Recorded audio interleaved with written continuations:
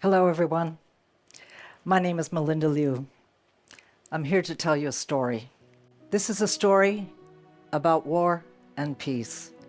This is a story about strangers from different cultures, speaking no common language, who were allies, helping each other survive. This is a story about the common humanity that bound them together, offering precious lessons for the future. In April 1942, China had been engaged in war against Japan for years, but America had entered the war officially only after the attack on Pearl Harbor in December 1941. In retaliation, 80 American aviators trained in secret for a daring mission to try to stop Japan's series of stunning victories, in fact, in the Pacific. These Americans were called the Doolittle Raiders, after their leader, Jimmy Doolittle, who was a legendary American aviator. Together, their mission was to attack Japan's home islands, something that had never happened for centuries. The Americans had an audacious plan, daring plan, to use heavy bomber aircraft built to take off from land, but then to train their pilots to launch from an aircraft carrier in the open sea. This airplane, called the B-25, had never been used this way before.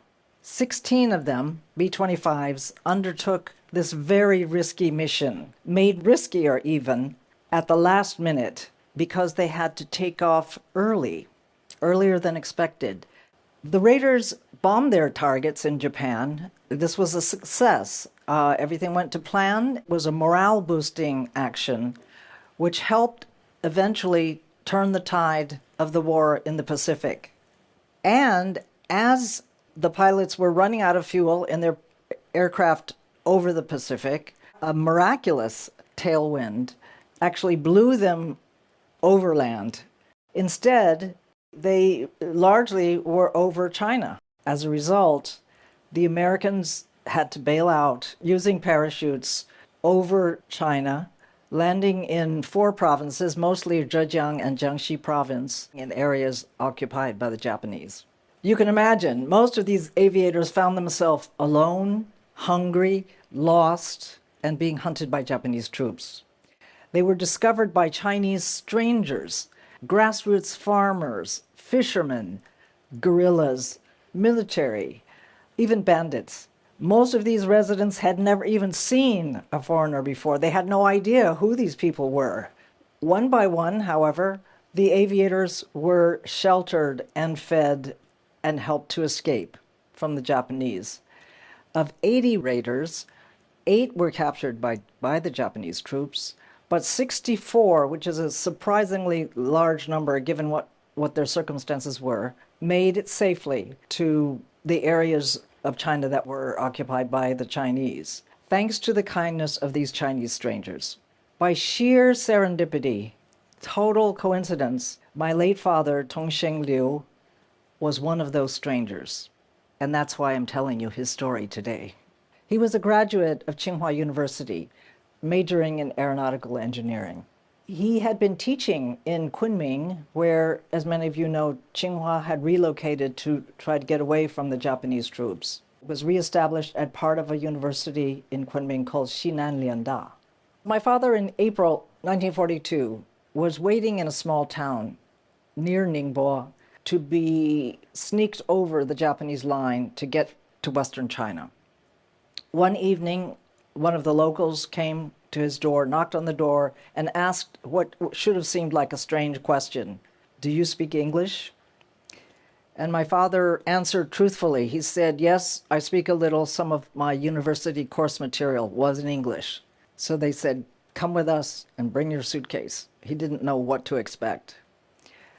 He was taken to a room, and inside were 5 white men in muddy uniforms, unshaven, hungry, and very suspicious, and of course, a little scared. They were the number 2 crew of the Doolittle Raiders.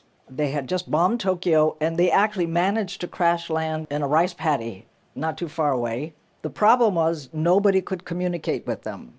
and they couldn't communicate with anybody. Everyone was nervous in the room because of this lack of communication. Immediately, my father determined that he would help as much as he could do. He became their translator, he became their guide, he traveled with them to get away from these dangerous areas. And from that point on, the Chinese, now being able to communicate, gave them incredible hospitality given the risks that were involved. Food, transport, protection, even had big gatherings in some towns away from the pursuing Japanese troops. My father traveled with crew number 2 to what is today called the city of Quzhou in Zhejiang province. Other raiders were also gathering there, and they prepared for onward travel to Chongqing. He told me often that he spent time hiding in a large air raid shelter there, sometimes for almost the whole day, to protect themselves from Japanese bombing.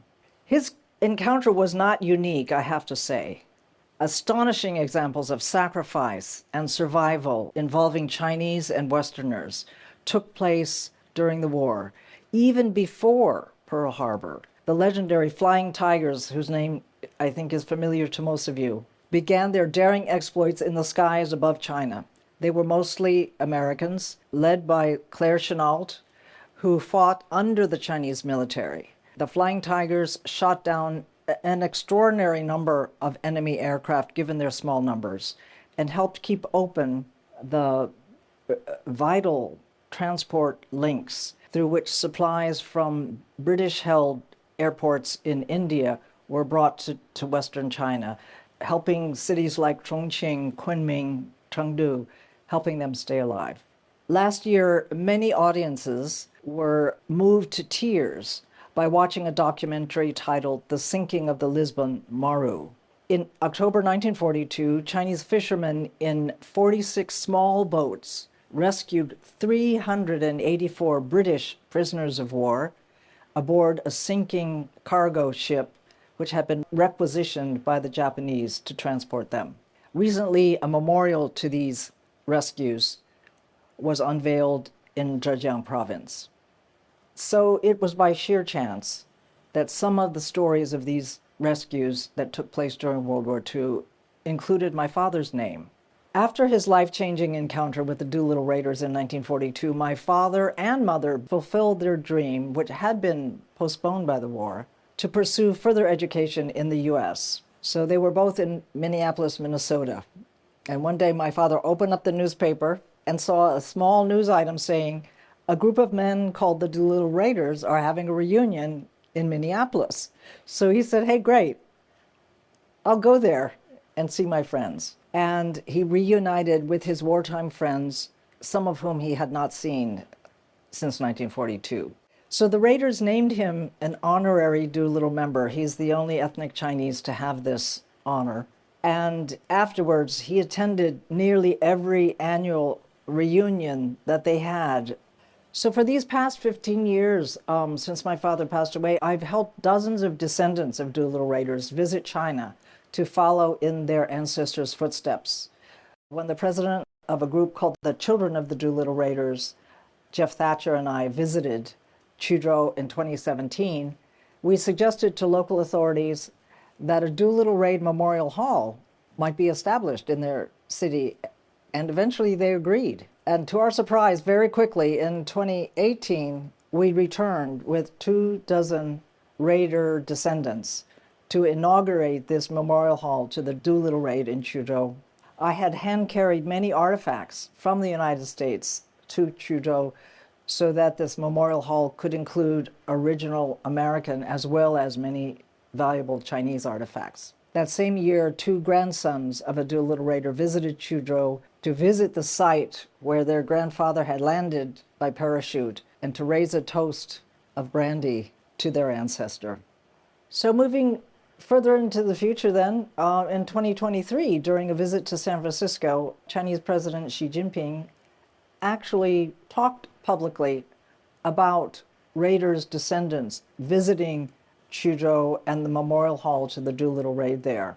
He said after Pearl Harbor, the U.S. sent 16 B-25 bombers on an air raid to Japan in 1942. Running low on fuel after completing their mission, Lieutenant Colonel James Doolittle and his fellow pilots parachuted in China. They were rescued by Chinese troops and local civilians, but some 250,000 civilian Chinese were killed by Japanese aggressors in retaliation in the areas where the raiders landed. So it wasn't a small thing that these people had helped the strangers who fell from the sky. Many of them risked their lives and many of them lost their lives.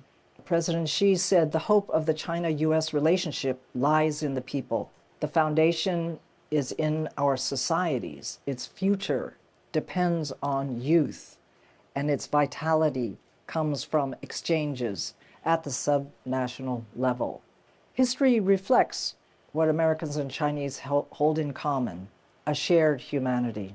Grassroots exchanges, especially among the younger generation, your generations, are crucial for keeping this lesson alive. I believe outreach to younger generations helps them carry the legacies of World War II into the future. Above all, the most important World War II lesson is that even under the shadow of death, the shared spirit of humanity manifest in acts of courage and mutual aid bound Americans and Chinese together. It's a powerful force that transcends borders and endures through history, a force that we need more than ever today. Thank you very much.